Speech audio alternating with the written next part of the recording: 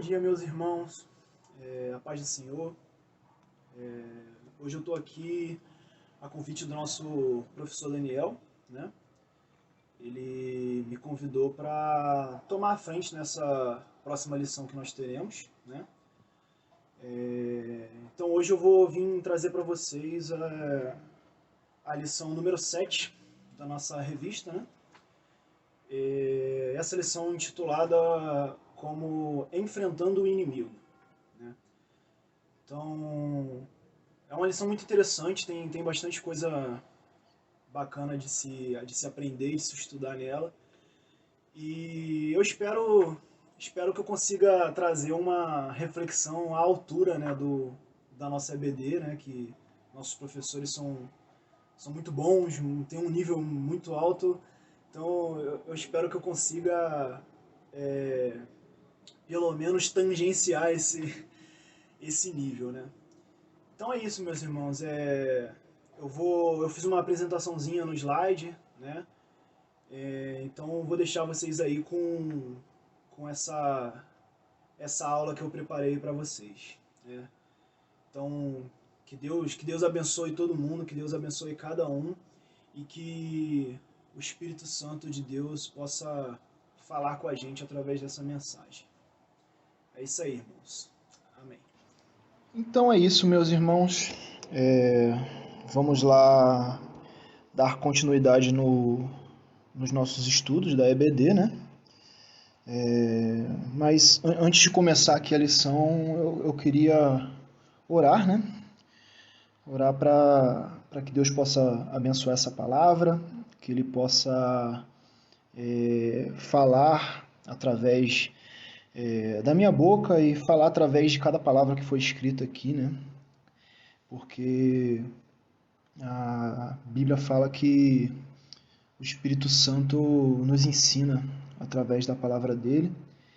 Então que cada um possa ser ensinado hoje com essa lição que nós vamos ver.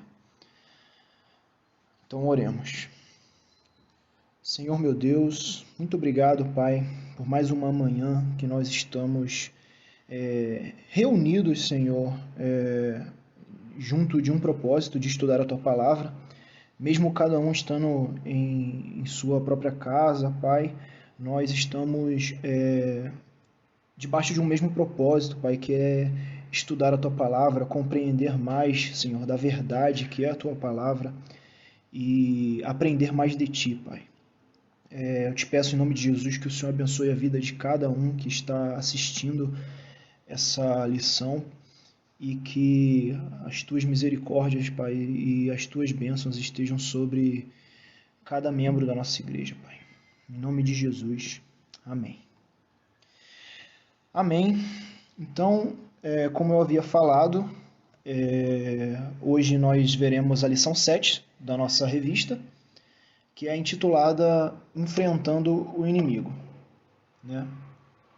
Mas antes de qualquer coisa, antes de entrar propriamente dito na lição, eu queria antes fazer uma recapitulação de todas as outras lições que nós já vimos até agora, né? Até agora, da lição de 1 a 6, nós vimos o capítulo 1 inteiro e o capítulo 2 até o versículo 17. Né? Essa lição 7 ela pega do versículo 18 até o versículo 29. Então nós temos um capítulo e meio, mais ou menos, do livro da Epístola de 1 João. Então, um capítulo e meio foi dividido por 6 lições, né? Então a gente pode ver que, mesmo em pouca quantidade de texto, João ele aborda muitos assuntos, muitas coisas, né, importantes. Então, antes de dar prosseguimento na lição, eu vou querer fazer uma breve recapitulação aqui de tudo que a gente já viu, né? Então, aqui nós temos uma imagem de um trecho da primeira epístola de João, né? E aqui eu vou querer recapitular o objetivo da carta, né? Nós vimos lá, se não me engano, foi na lição 2, né? E o objetivo da carta, o apóstolo João, quando ele escreveu essa primeira epístola, né, um dos principais objetivos dele, não era o único, mas um dos principais objetivos dele era esse de advertir e instruir os seus leitores, né, contra o falso ensino, né, e as falsas doutrinas e os falsos mestres que estavam surgindo naquela época, né. Os primeiros anos ali da igreja foi permeado por muitas doutrinas erradas que estavam surgindo ali e enganando muitas pessoas, né? Então, esse era o pano de fundo, né, que estava se passando naquela época, né? E as principais, né, as mais, entre aspas, importantes, né, as que mais preocupavam naquela época eram o gnosticismo, né, e o docetismo. O docetismo seria como se fosse mais ou menos um braço do gnosticismo, né? O gnosticismo seria como se fosse uma filosofia maior e o docetismo seria uma dessas doutrinas que estavam incluídas no gnosticismo, né? Que mais um pouco para frente eu vou explicar um pouco melhor, né? Então ali está grifado leitores, né? Quem seriam os leitores, né? Os destinatários dessa carta, né? Seria um grupo de cristãos não identificados, né? A gente não consegue identificar exatamente para quem que João estava escrevendo essa carta, mas com o decorrer dela a gente consegue perceber que João ele tinha muita intimidade com esses leitores. Então era uma comunidade de cristãos muito importante na vida do apóstolo João, né? Ele tinha bastante intimidade e muito carinho por essas pessoas, né? Inclusive, algumas pessoas falam que a carta de João ela tem um caráter mais como se fosse um testamento, né? É como se fosse ali no final da vida de João, ele escrevendo para essas pessoas queridas para ele, como se fosse um testamento, para ele deixar um legado de todas as doutrinas e de todos os estudos e de todos os ensinamentos que ele aprendeu com Jesus, quando ele andou com Jesus, e que ele foi desenvolvendo ao decorrer da carreira cristã dele. É como se ele deixasse isso tudo documentado para aquelas pessoas que ele tinha essa intimidade, né? Então é como se fosse um testamento, uma herança que ele deixasse, né? Os estudiosos dizem que essa carta tem como se fosse essa característica também, né? Então, aqui, explicando um pouco melhor sobre o gnosticismo, né? Gnosticismo é um movimento religioso de caráter sincrético e esotérico, né? Desenvolvido nos primeiros séculos, né, da nossa era, à margem do cristianismo. Então, o gnosticismo ele foi crescendo à margem da igreja cristã, né? Então, tipo, conforme a igreja foi crescendo e se expandindo, o gnosticismo veio junto, né? Como se fosse uma erva daninha mesmo. Então, o gnosticismo ele foi se entranhando no meio das comunidades cristãs da época e foi se aproveitando desse crescimento e enganando pessoas que tinham a fé um pouco mais fraca, né? Com ideias erradas, doutrinas completamente anticristãs, né? E uma dessas doutrinas, a mais anticristã, digamos assim, dessas doutrinas seria o docetismo, né? Que é a crença que diz que Jesus ele não veio em corpo físico, né?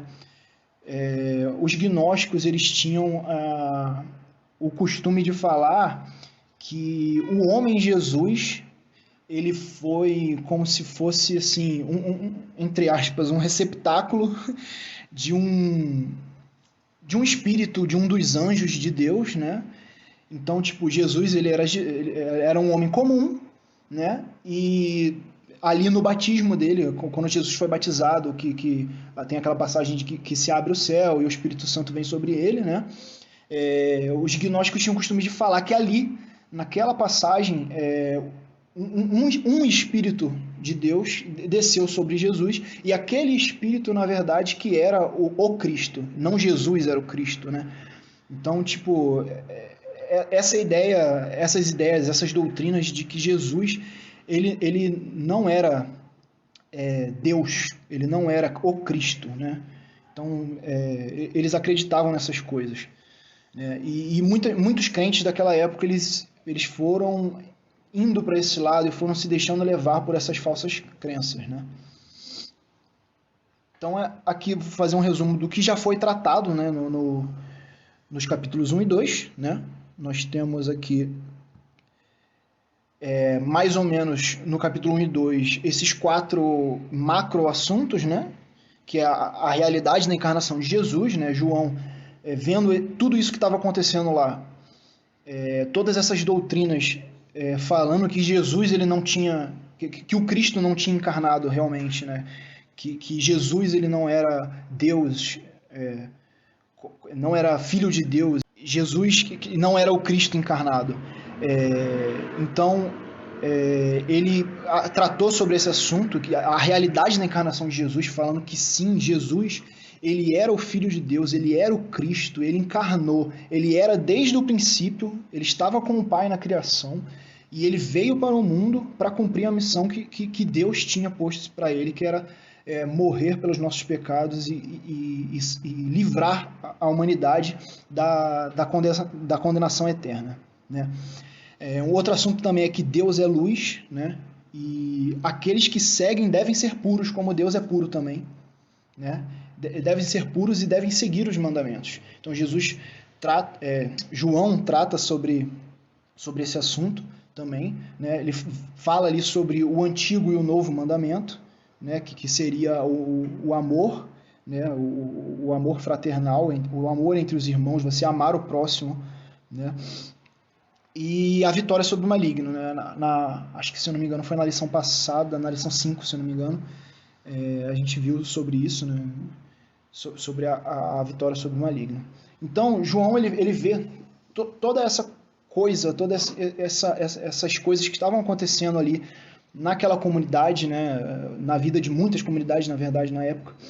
E João ele vê isso que estava acontecendo e ele, sem enrolar, em 1 capítulo e meio, ele já trata sobre todas essas coisas, já derrubando todos os argumentos que essas doutrinas falsas tinham, né? Então ele vem batendo em cada argumento e tratando aquilo com esses leitores dele, né? Com os destinatários. Então ele vem direto ao ponto, ele vai direto no alvo. Ele não enrola muito no começo, ele vem falando e já trata sobre isso, porque Jesus ele encarnou sim, Jesus é Deus sim, apesar do que muitas pessoas dizem. Os gnósticos também falavam sobre aquela coisa de tipo que o pecado eles relativizavam um pouco o pecado, né, como nós já vimos nas lições passadas, né? E que não tem problema você pecar, porque o pecado só afeta o corpo, na verdade, a minha alma que vai ser salva, é mais ou menos assim, né? Então, o que eu peco aqui, o que eu faço contra o meu corpo não está afetando a minha alma, e eu tenho esse conhecimento superior, né? Então, é esse conhecimento que vai fazer o meu espírito se elevar.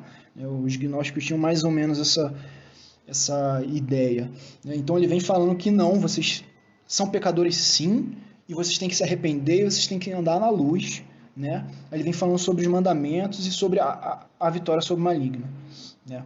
Então é isso. O resumo de mais ou menos de tudo que ele tratou até agora foi basicamente isso. E ele pega tudo isso, né? E começa a tratar no próximo capítulo, que é o título da nossa lição. Ele começa a tratar sobre isso, enfrentando o inimigo, né? E sobre a influência daqueles que negavam que o homem Jesus é o Cristo, Filho de Deus, né? Que era isso tudo que estava acontecendo, né? Essas doutrinas falsas falando que Jesus não era o Cristo. E ele começa a tratar sobre isso, né? E, inclusive, ele chama essas pessoas de anticristos, né? Essas doutrinas anticristos, né? Que negavam a Jesus, né? Então, a partir do verso 18, ele começa a tratar sobre isso. Ele começa a tratar sobre como nós vamos enfrentar essas coisas. Como nós vamos enfrentar esse inimigo que estava se levantando naquela época e que estava causando muitos problemas para as comunidades cristãs, né? Então é isso. Começando a nossa lição pela revista, temos o ponto 1 lá, né, de como reconhecer o anticristo, né? Então a nossa lição ela começa tratando sobre isso, né? E essa é uma parte muito importante, porque a gente não consegue lutar contra um inimigo que a gente não conhece, que a gente não sabe quem é. Então é muito importante essa parte da gente conhecer, da gente saber contra o que a gente está lutando, né? Não só como lutar, por que lutar, né? Mas também é muito importante você saber contra quem você está lutando ou contra o que você está lutando, né? Então, a nossa lição começa a partir do versículo 18, né?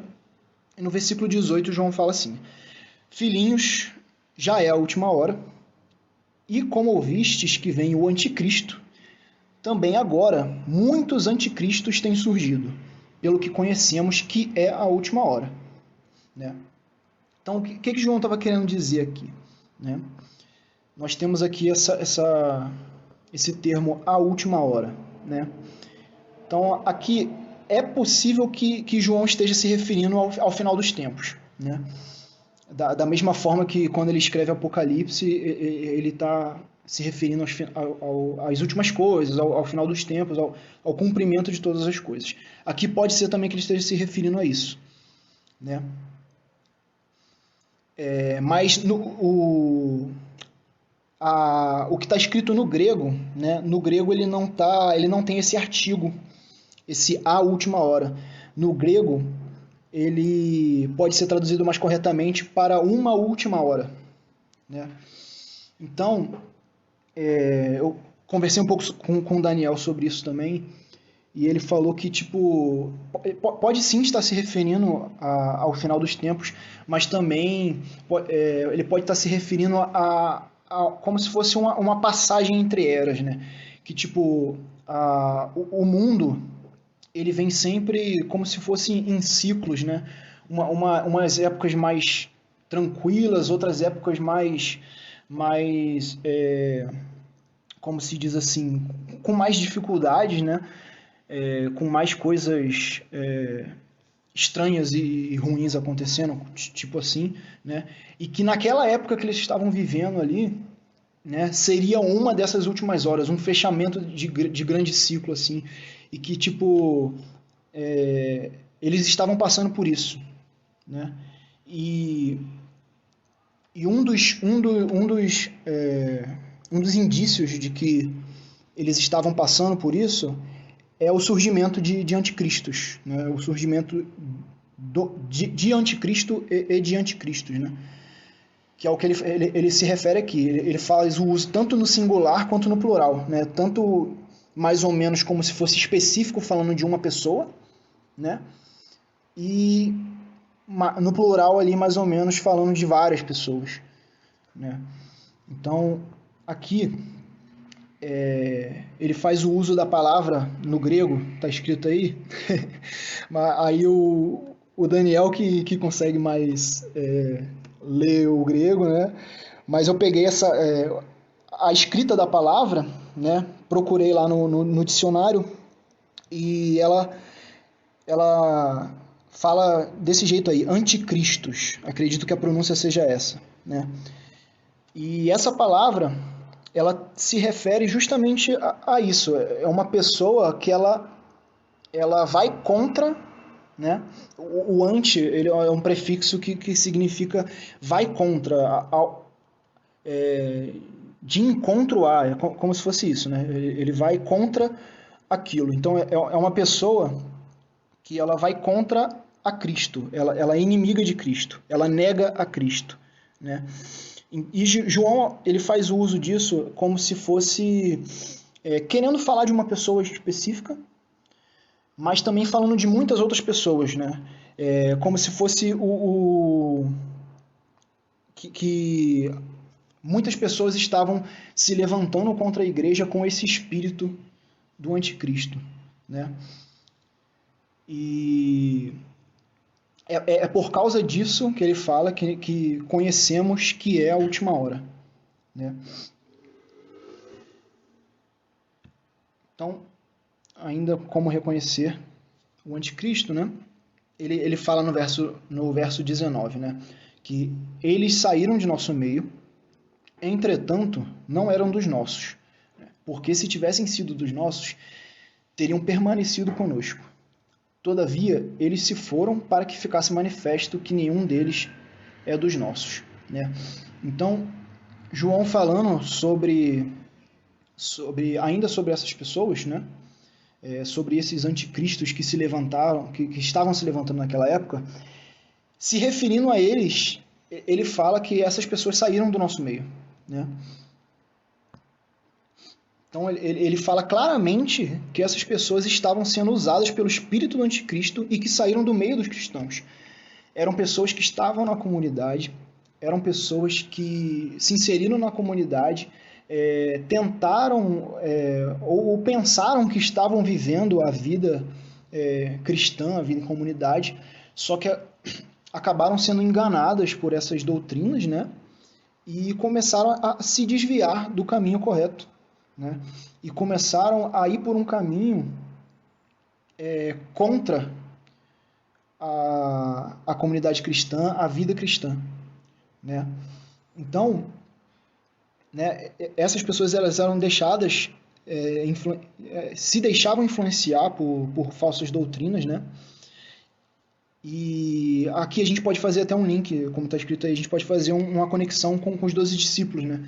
Que tinha aquela comunidade de discípulos mais próximos de Jesus, que tinham os 12, só que no meio deles tinha um que não foi pelo caminho certo, né? Que era Judas, né? Que mesmo ele estando ali naquele meio, mesmo aparentando ser um cristão, um seguidor de Jesus, ele se perdeu, né?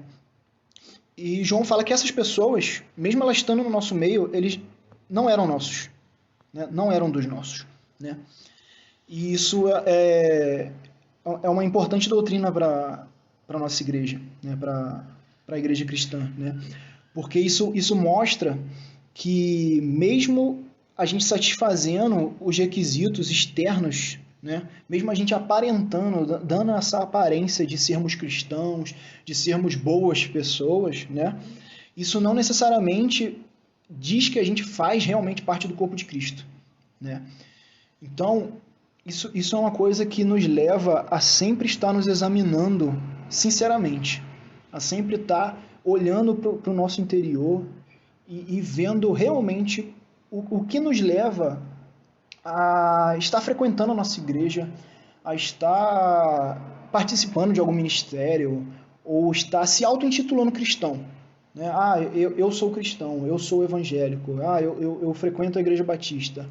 Né? Mas a gente ficar atento para isso não ser só de boca. Né? Para a gente realmente fazer parte do corpo de Cristo. Porque se a gente estiver nesse meio, estando no meio da comunidade, isso não garante que um dia a gente não possa se desviar, ou que um dia a gente não possa ser enganado por alguma falsa doutrina, ou que um dia, mesmo que a gente Jesus volte ou que a gente morra estando na igreja, a gente chegue lá no dia do juízo final e Jesus vire pra gente e fala que nunca nos conheceu, mesmo a gente estando ali, no meio de todo mundo. E ele vira pra gente e fala que nunca nos conheceu. Porque às vezes a gente estava por alguma motivação errada, a gente estava simplesmente por aparência, ou porque é legal ser cristão. Né? Então isso é uma parte muito importante. Né? Então, seguindo aqui para a terceira parte aqui dessa primeira divisão da lição de como reconhecer o anticristo, né? No verso 22 aqui ele fala exatamente o que a gente pode fazer para reconhecer o inimigo, reconhecer o anticristo, né? No verso 22 ele fala aqui: quem é o mentiroso, senão aquele que nega que Jesus é o Cristo, né? Este é o anticristo, o que nega o Pai e o Filho. Todo aquele que nega o Filho, esse não tem o Pai. Aquele que confessa o Filho tem igualmente o Pai, né? Então aqui, né, João ele fala claramente que aquele que nega Jesus, este é o anticristo, esse é o inimigo. Esse é a pessoa que está difundindo doutrinas erradas, doutrinas falsas, falsos ensinamentos, né? Então, ele estava falando aqui para as pessoas da época ficarem atentas no que os mestres daquela época ensinavam. Se alguma pessoa com alguma autoridade, né, algum mestre estivesse falando alguma coisa, alguém estivesse ensinando alguma coisa para um grupo de pessoas, para prestar atenção no que ele estava falando. Se no final, aquela mensagem que ele estava dizendo, né, falasse alguma coisa a respeito de Jesus e essa coisa a respeito de Jesus negasse que Jesus é o Cristo, essa pessoa é um falso mestre, essa pessoa estava sob a influência do espírito do anticristo, né? Porque nós sabemos que Cristo é a verdade, né? E em Deus não há mentira, né? Se alguém nega que Jesus é o Cristo e nega o Pai e o Filho, esse é mentiroso e é o anticristo. É o que João está falando aqui, né? E é assim que nós identificamos, né?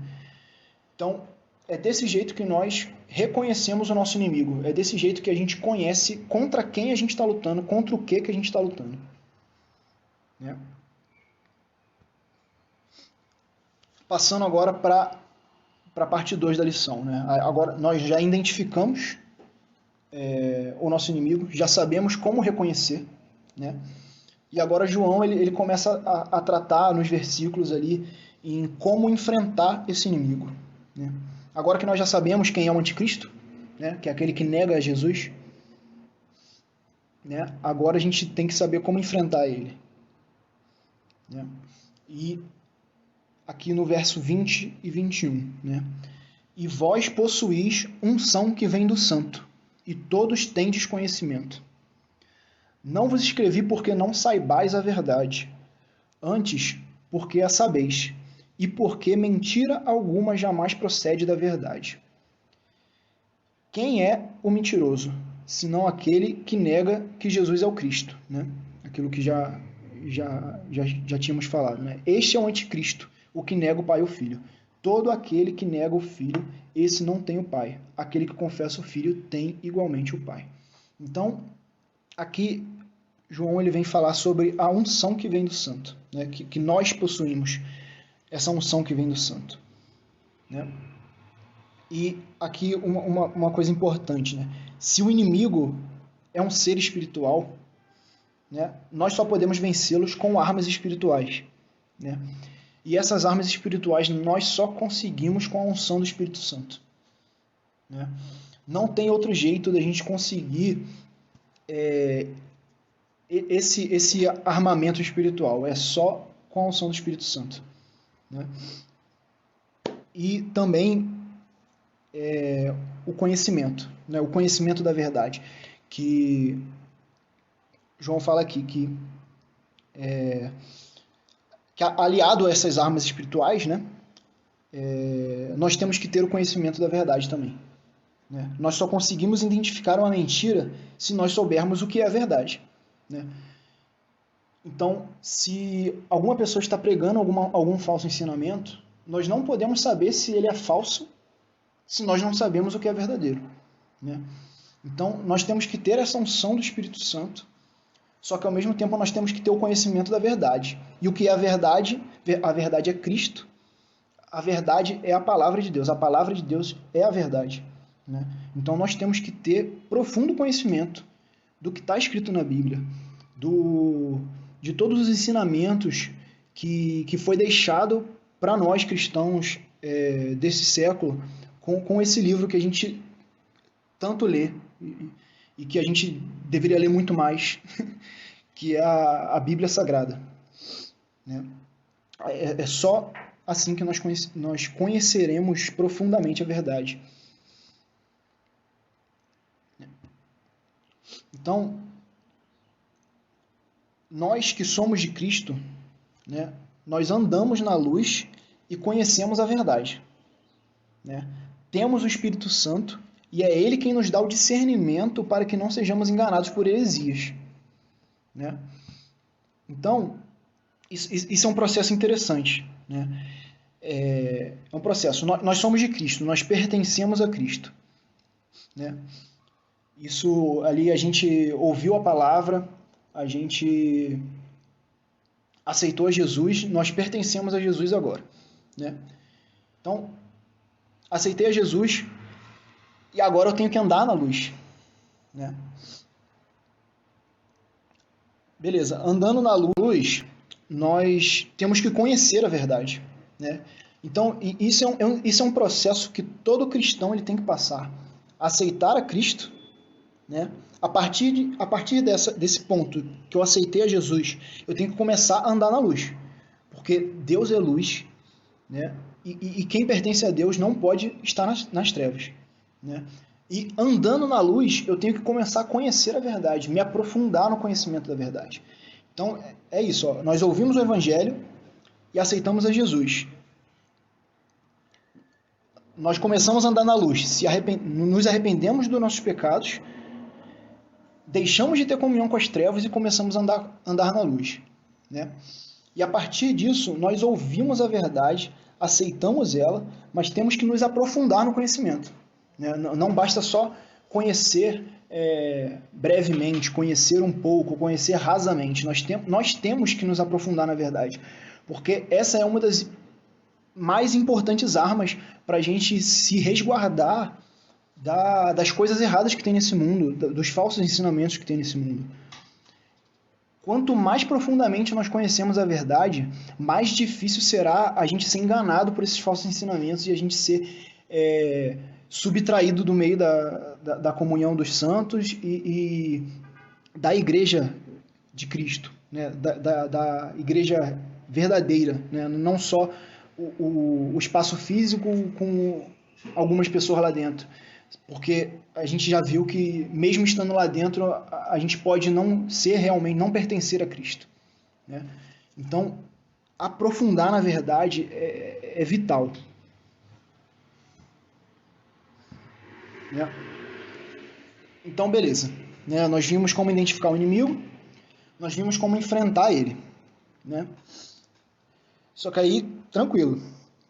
Né? A gente sabe quem é o nosso inimigo e a gente sabe combater ele. Só que o combate ele não é fácil. O combate ele não é rápido. O combate ele é demorado. Ele é cansativo. Então, a gente tem que aprender também a como permanecer no caminho. Né?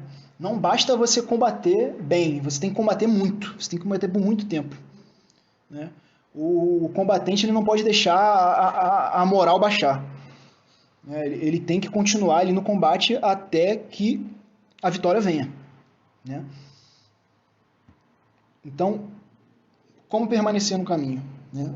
Verso 24, João ele começa a falar. Permaneça em vós o que ouviste desde o princípio. Se em vós permanecer o que desde o princípio ouvistes, também permanecerei vós no Filho e no Pai. E esta é a promessa que ele mesmo nos fez, a vida eterna. Né? Então, beleza, permanecer no caminho. Permaneça em vós o que ouviste desde o princípio. O que a gente ouviu desde o princípio? Né? Se a verdade que nós ouvimos desde o princípio permanecer em nós, né, então nós também permaneceremos no Filho e no Pai. Né? Estando neles, nós temos a promessa da vida eterna. Né? Nós temos que permanecer neles, né, e permanecer no que nós ouvimos desde o princípio. Mas, o que foi que a gente ouviu desde o princípio? O que seria isso? Né? Aqui, né, para nós, hoje em dia, né, o que seria permanecer no que a gente ouviu desde o princípio? Né? Seria permanecer na doutrina dos apóstolos, né? Que andaram com Jesus, né? A doutrina que está preservada na nossa Bíblia. Né? Todos os ensinamentos dos apóstolos que andaram com Jesus, conheceram verdadeiramente Jesus, né? Os patriarcas da nossa fé. Né? Então, se nós permanecermos nessas doutrinas, nessas palavras, né, em tudo que eles ensinaram, né, que foram inspirados pelo Espírito Santo, né, permanecendo nisso, né, a gente consegue permanecer no caminho, a gente consegue permanecer no Filho e permanecer no Pai. Né? Então, isso é muito interessante quando eu estava lendo essa parte da lição. Isso me vem lembrar um pouco de como foi criada, entre aspas, né, montada a nossa Bíblia, né, a Bíblia que nós temos hoje. Né? Isso é muito interessante porque algumas pessoas elas podem achar que uma pessoa qualquer chegou aqui e falou: ah, não, vou montar a Bíblia aqui, tem muito livro separado, eu quero juntar tudo num lugar só, aí eu vou colocar aqui, não, eu tenho esse livro aqui de Gênesis, não, tá de boa aqui, tá... O Antigo Testamento, o Antigo Testamento eu vou copiar dos judeus aqui, então tá beleza. Aqui esse daqui vai se chamar Novo Testamento, vou colocar esse aqui Mateus é um nome legal, vou colocar esse livro aqui, Marcos, Lucas, não, tá de boa, e foi colocando os livros que ele queria. Né? Tem muita pessoa que acha que a Bíblia foi montada assim, sem muito critério. Né? Mas não, realmente teve critérios para se montar o livro que tem nas nossas mãos hoje. Né? O livro que chega nas nossas mãos hoje. Né? E esse critério, ele era um critério rígido. Né? Só entrava livros que realmente tinham-se provas da autoria daquele livro e de que aquela pessoa que escreveu aquele livro, ela estava ali fundamentada nessa doutrina, né? nessa doutrina dos apóstolos, que era um livro que algum apóstolo escreveu, né? Era um livro que estava fundamentado ali nos ensinamentos de Jesus. Né? Então a gente tem muitos livros hoje em dia, hoje em dia não, já há muito tempo, né? Que são chamados os livros apócrifos, né? Que alguns até tem, assim, como se diz, às vezes também, antes de eu ter muito conhecimento, eu tinha a ideia que livros apócrifos são livros que às vezes deve falar algumas coisas bem erradas, deve ter uns ensinamentos meio torto, né? E realmente alguns até tem algumas coisas meio estranhas, né? Mas alguns eles só são livros que as pessoas eles não conseguiram determinar realmente a autoria daquele livro. Né? Então, já que eu não consegui determinar a autoria daquele livro, esse livro não vai entrar na Bíblia. Né? Porque a gente não tem como saber se aquela pessoa que escreveu isso estava realmente, chegou a andar realmente com Jesus. Né? Então, é isso. Né? Nós temos que permanecer nisso que nós ouvimos desde o princípio, né? Desde o começo da nossa caminhada. A gente se converteu ouvindo a palavra, a palavra do Evangelho que está na Bíblia, né? que é a mesma palavra desde que Jesus veio, desde que Jesus foi assunto aos céus e os discípulos ali começaram o trabalho da igreja, começaram a espalhar a mensagem do Evangelho para o mundo. Então, é a mesma mensagem desde aquela época. Então nós temos que permanecer nisso. Né? Não nos deixar levar por outras coisas, outras ideias. Essa parte aqui eu interpreto desse jeito porque hoje em dia as coisas funcionam desse jeito. Não. O mundo é assim desde que o mundo é mundo e a mensagem é a mesma desde que o mundo é mundo. Então a gente tem que continuar com a mensagem inteira, não partir ela, colocar alguma coisinha aqui, acrescentar, tirar um pouco, não. A mensagem é a mesma, nós temos que permanecer nela. Né? Então, verso 26 agora, né? Continuando com essa parte do permanecer no caminho, né? 26. Isso que vos acabo de escrever é acerca do que vos procuram enganar. Quanto a vós outros, a unção que dele recebestes permanece em vós e não tendes necessidade de que alguém vos ensine.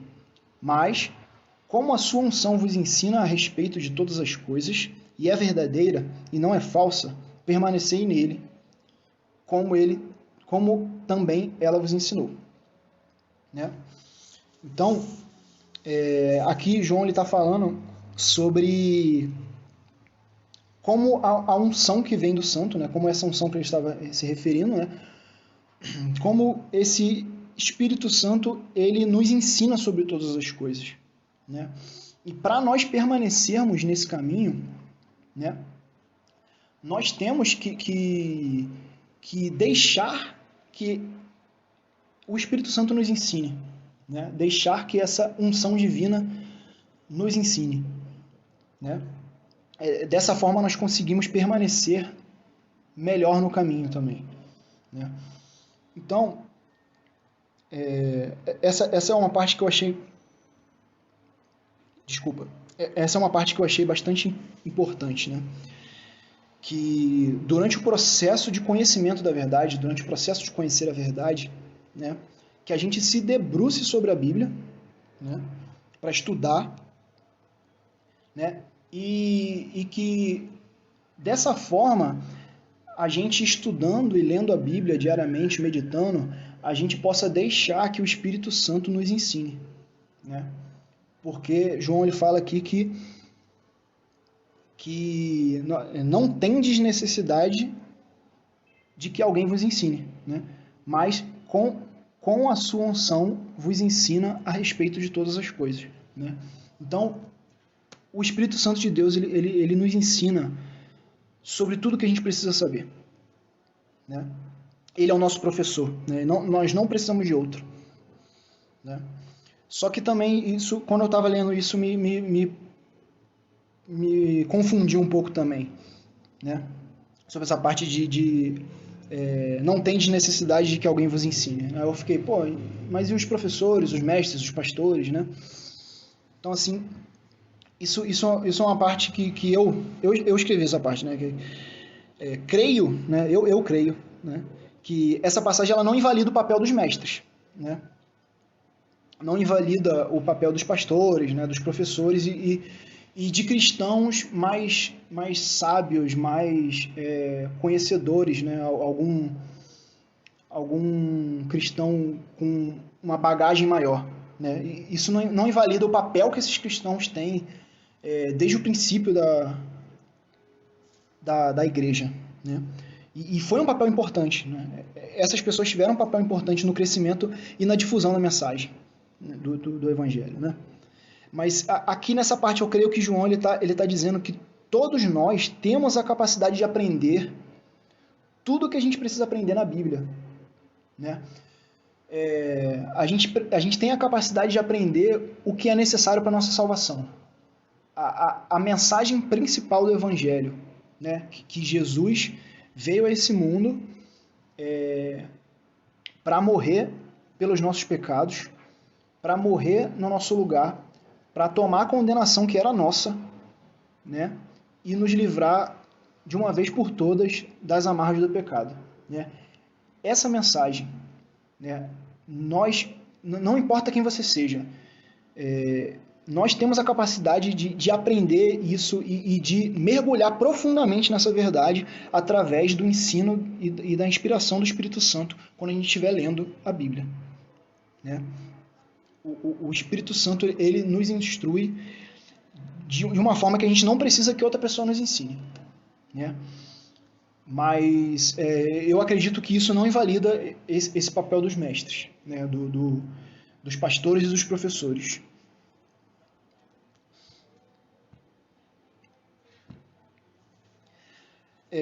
Aqui, nessa parte, né, a gente falou um pouco sobre esse papel que o Espírito Santo tem em ensinar, em nos ensinar quando nós estivermos lendo a Bíblia. E eu queria indicar para quem quiser, depois tiver tempo de ouvir esse podcast. O podcast é Como Ler a Bíblia, né? O título do podcast. E eu acho muito interessante porque nesse podcast eles estavam conversando justamente sobre isso, sobre como que deve ser o processo de um cristão ler a Bíblia, né? Como nós podemos ler de uma forma mais correta para que a gente possa interpretar a Bíblia de uma forma mais correta, né? A gente não acabar fazendo o que a gente vê muitas pessoas fazendo, de pegar um texto, tirar do contexto dele, usar de uma forma errada, né? Então, para quem quiser, eu queria deixar a indicação, né, de ouvir esse podcast. É um pouco demorado, mas ali nos primeiros minutos ali nos primeiros 15 minutos, 20 minutos, já tem muita coisa boa, muita coisa edificante. E que realmente, quando eu ouvi, me ensinou bastante de como deve ser o meu processo de parar para ter o meu devocional, de parar para ler a Bíblia, realmente, né? Então, para quem quiser, depois, né? Então, prosseguindo, versículo 28, né, João fala que, filhinhos, agora, pois, permanecei nele, né? Novamente falando para a gente permanecer em Cristo. Permanecei nele para que, quando ele se manifestar, tenhamos confiança e dele não nos afastemos envergonhados na sua vinda. Se sabeis que ele é justo, reconhecei também que todo aquele que pratica a justiça é nascido nele. Né? Então, mais uma vez, João exorta os seus filhinhos, né? Esse jeito carinhoso dele chamar esses cristãos que eram destinatários da carta dele, né? Ele exorta mais uma vez para permanecer em Cristo, né? Permanecendo nele, teremos confiança e não nos afastaremos até a sua vinda. Então, aqui, já chegando no final da mensagem, da lição, né? Essa lição 7, ela é isso daqui. Basicamente, um manual do soldado de Cristo. Ele é um manual de como a gente deve enfrentar esse nosso inimigo, né? Que João identifica esse inimigo como anticristo, né? E ele ensina para esse grupo de cristãos, ensina exatamente como identificar quem é esse inimigo, né? Como enfrentar esse inimigo e como permanecer no caminho para que o combate dure, porque o combate é a vida inteira, né? Vai durar a nossa vida inteira a gente vai estar lutando contra isso, a gente vai estar lutando contra a nossa carne, a gente vai estar lutando contra as artimanhas do inimigo, né? Então, essa lição eu achei muito interessante porque ela realmente é um manual e nos ensina tudo que a gente precisa saber, né? Para que nós não sejamos derrotados, né? E é isso, irmãos. Eu queria lembrar também aqui que a batalha é dura, é complicado, mas a gente tem que lembrar sempre, todo dia, que a batalha já está vencida, né? Jesus, ele já venceu essa batalha pra gente, né? A gente não precisa fazer mais nada, a gente só precisa permanecer nele. A gente só precisa não nos deixar desviar do caminho. A gente só precisa permanecer na verdade, andar na verdade, durar no combate. Só isso. O resto já está tudo garantido. A vida eterna já é nossa. A coroa de glória a gente já vai receber. No último dia, a gente vai ser chamado de benditos do meu Pai, né? Vinde a mim, benditos do meu Pai. Já está tudo preparado para a gente. A gente só precisa permanecer. Só isso. Então é isso, meus irmãos. Eu espero que tenha sido uma lição boa. Eu espero que eu tenha conseguido passar tudo que eu aprendi, tudo que eu estudei. Espero que não tenha sido muito repetitivo aqui, eu não tenho muita desenvoltura com as palavras, mas eu espero e peço a Deus que cada pessoa tenha sido tocado por essa palavra da forma que Jesus e que o Espírito Santo quer falar com cada um, né? E que Deus abençoe a vida de cada irmão. E é isso. Bom dia e até mais.